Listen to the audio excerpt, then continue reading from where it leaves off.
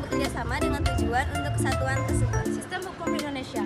Yang pertama ada struktur hukum, yaitu institusionalisasi dari entitas-entitas hukum.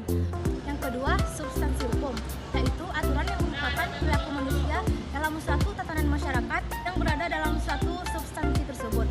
Tiga, budaya hukum, yaitu sikap dan nilai yang sering terkait dengan tingkah laku dan berhubungan langsung dengan lembaga-lembaga hukum di Indonesia.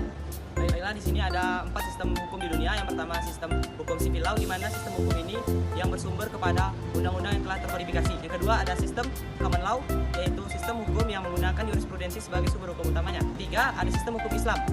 Sistem hukum ini bersumber kepada Al-Quran, hadis, ijma, dan lain-lainnya. Yang keempat ada sistem hukum adat, yaitu sistem hukum yang bersumber kepada kebiasaan.